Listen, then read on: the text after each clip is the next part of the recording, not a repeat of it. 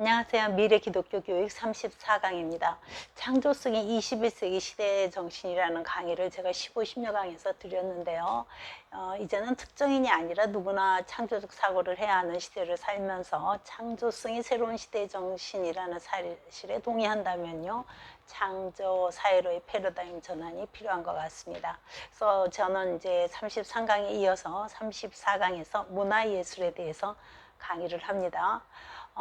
이 문화예술에 대한 강의는요, 창조성의 원리에 대한 답이에요. 그렇기 때문에 이 문화예술에 대해서 이야기를 합니다. 창조성에 대한 과학적 연구가 사실은 본격적으로 이루어진 것은요, 10년 밖에 되지 않았어요. 그런데 이제 이 창조성을 집중적으로 다룬 유일한 분야가 예술 분야예요. 경계를 넘어서 다양한 분야와 적극적으로 교류하는 경계 파괴를 사회과학에서 강조해온 창조와 혁신의 가장 중요한 구조적 원천인데요. 예술 분야에서는 그 시도한 경계 파괴는요, 사회과학의 화두였던 학제강 접근이나 과학, 자연과학에서의 통합보다 훨씬 역사가 깁니다. 예술에서의 경계 파괴는요, 음악과 미술처럼 서로 다른 예술 분야뿐만 아니라요, 같은 분야에서도 다른 장르, 다른 전통, 다른 지역, 다른 시기, 다른 사회적 위상 등 모든 구분짓기의 틀을 깨뜨려 왔죠. 미래 학자들에 의하면요, 앞으로는 창조적 사고를 신장시킬 수 있는 문화예술에 역점을 두고 특정 계층이나 연령대를 구분하지 않고 누구에게나 유익한 교육 과정에 쓰일 문화예술 콘텐츠를 개발하는 데 주력하게 될 것이라고 합니다. 특히 고령 인구 중심으로 많은 산업이 변화하게 될 것인데요. 문화예술 산업도 다양한 방향으로 발전하면서 계층 간의 소통에 중요한 역할을 하게 될 것이라고 합니다. 또한 문화예술은요, 지식산업과 융합되어서요, 전자책은 디지털 교과서로 이용되고 또 상시 업데이트되는 형태로 바뀔 것이라고 합니다. 수많은 정보의 홍수와 초단위로 바뀌는 지식의 유연성을 필요로 하기 때문이죠. 성경도 이미 디지털화되어서요, 컴퓨터와 노트북, 휴대폰 등 다양한 디지털 모바일 기기로 볼 수 있지 않습니까? 성경이 디지털화를 이룬 한 예로는요, 미국 복음교회 출판협회에서 올해의 성경상을 수상한 디지털 성경 글로 바이블을 들 수 있습니다. 이 성경은요, 기능 버튼을 사용해서요, 연대표 성경 쓰기 지도 키워드로 특정 주제를 검색할 수 있는 디렉토리 등을 이용할 수 있고요. 성경의 특정 단위를 입력하면요, 관련된 링크를 소개해주고 특정 장소를 찾아 그곳에 이미지로 가상 여행을 떠날 수도 있다고 합니다. 2009년 10월에 출간된 이 성경에는요, 내용에 대한 설명이 7,000개나 되고요, 고화질 영상 2,000개, 가상 여행 내용이 500회 이상 들어있다고 하네요. 이 성경은 동영상에 길들여져 시각적으로 사고하는 새로운 인터넷 세대를 위해서 만들어졌다고 합니다. 이것은 시작에 불과하고요, 앞으로의 성경에 대한 더 새로운 접근이 시도될 것입니다. 제책 몇 권도 벌써 오래전에요, 전자책으로 나왔으니 우리나라의 예술 분야 산업도 앞서가는 편이죠.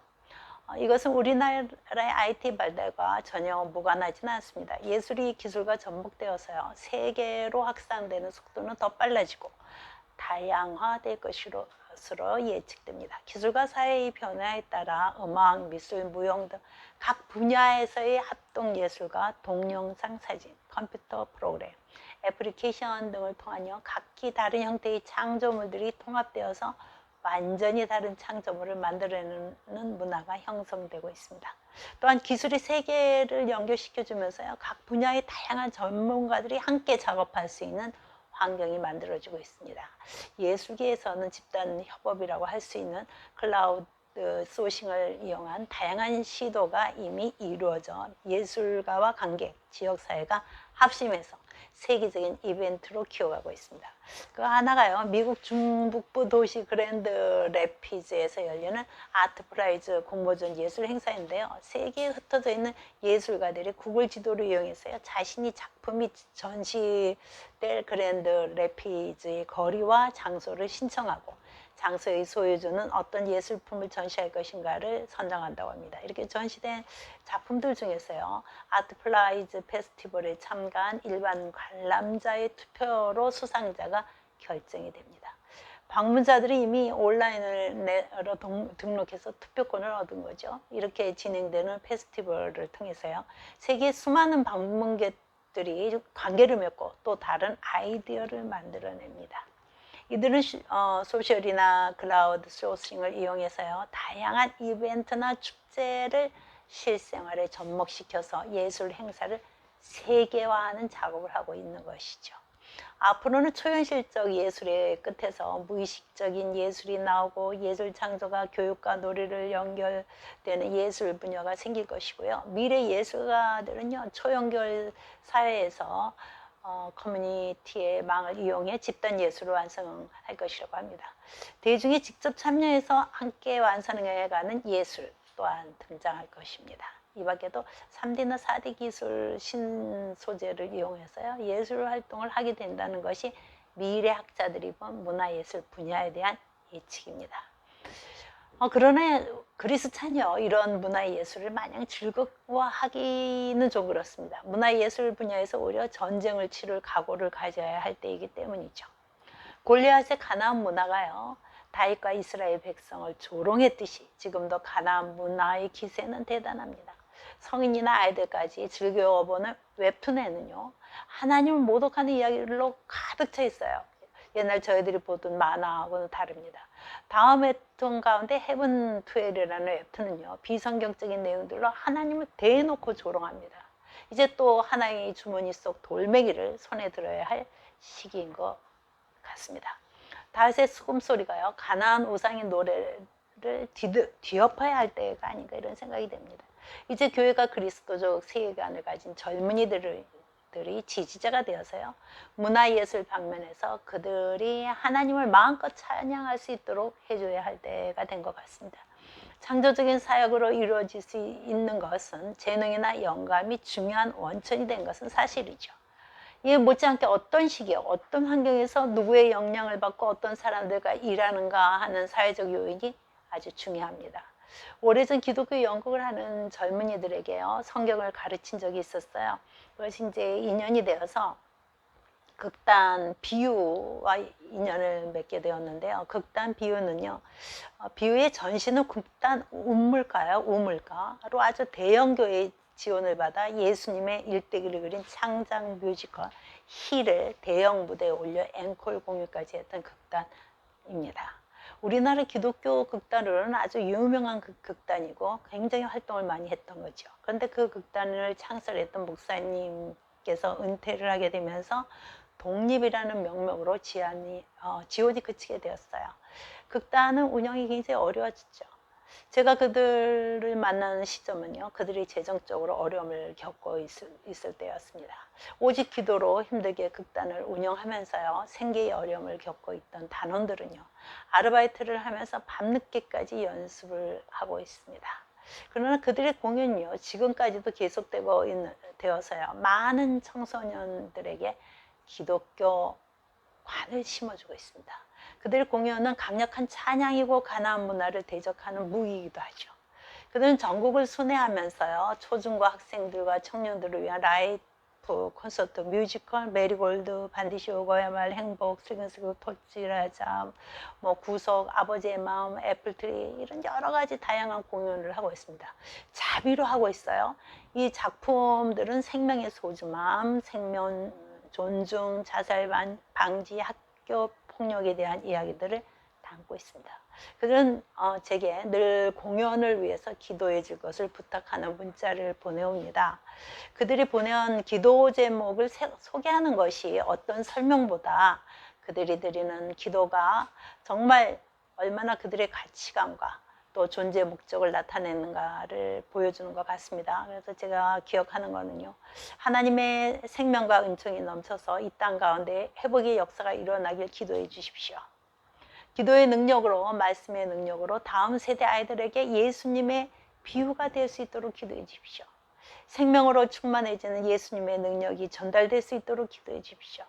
청소년들에게 하나님의 사랑이 온전히 전달되고 또 능력이 임하도록 기도해 주십시오. 오늘 공연 가운데에서 다음 세대에게 빛의 문화로 비유가 그들의 마음속에 다가가서 복음의 생명이 될 수 있기를 소망합니다. 금식하고 기도하고 있습니다. 기도의 불이 꺼지지 않도록 은혜가 넘치도록 영혼력이 건강히 회복되도록 기도해 주십시오. 청소년들이 극중 인마를 통해 대사를 통해 하나님의 자녀된 우리를 보게 하시고 각 개인의 정체성과 하나님의 목적, 사명을 알게 하는 귀한 시간이 되게 하시며 하나님의 은총과 기름 부으심이 넘치고 진리의 시간 속에서 생명이 터져나올 수 있도록 기도 부탁드립니다.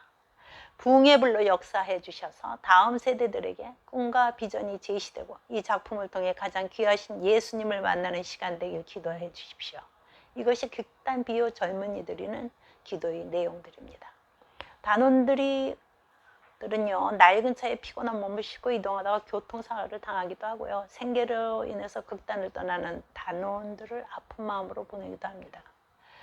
그러나 그들은 오늘도요, 청소년들에게 기독교적 가치관을 심어주고 복음을 전하기 위해서 예수님의 이름으로 공연을 합니다. 이런 젊은이들에게 재정적인 도움이 주어진다면 이들의 예술은요, 기술과 연합되어서 더욱 땅을 차지하게 될 것 같습니다. 극단 비유가 매년 대학로 극장에 올리는 연극 중에요, 유츠프라카치라는 공연이 있어요. 그 헬렌 켈러 아시죠? 그 헬렌 켈러 여성의 그 스승이었던 애니 설리번 선생님이 실화를 공연하는 것입니다. 괴로움이 많았던 어린 시절에 미친 애니를 살린 것은 정신과 병동의 늙은 간호사였고 그 사랑으로 일어선 애니가 3중 장애를 가진 헬렌 켈러에게 희망이 되어주는 내용입니다. 차세들을 살리려 한 설리반 선생이 그리스도의 사랑과 관심이 있었기에 인류에 선한 영향을 끼친 헬렌 켈러가 있을 수 있었던 것입니다. 이 시대의 어른들이 애니 설리반이 되어서 헬렌 켈러를 세워야 한다는 극단 비유의 메시지가 그 안에 있는 거죠. 이 연극의 제목인 유츠프라카차는요, 꾸준한 사랑을 받아야만 살 수 있다는 식물 이름이에요. 아프리카 열대 지방에 서식하는 꽃으로 한 번만 건드리고 말면 시들어 버리지만 한 번 만졌던 그 사람이 계속 만져주면 시들지 않는다는 꽃입니다. 꽃말은요, 사랑을 주세요 인데 아프리카 말로는요, 인간의 영혼을 가진 꽃이라고 합니다. 미래의 청소년들을 살리기 위한 이런 사역은 꾸준한 관심과 사랑이 주어질 때 꽃필 수 있는 게 아니겠습니까? 이 시대 어른들이 꾸준한 사랑의 지원으로 극단 비유와 같은 젊은이들이 속속 나와서 다윗의 비파와 같은 소리를 내길 기도해 봅니다. 이제는 교회의 관심이 문화예술 선교 사역에 집중해야 할 때입니다. 그럴 때 순식간에 다가올 미래의 우리 아이들을 잃어버리지 않을 수 있다고 생각합니다. 미래의 아이들을 향한 사랑으로 우리는 우리의 오늘이 변화할 수 있기를 소망해 봅니다. 건강한 한 주 보내시고요. 다음 주에 뵙죠. 감사합니다.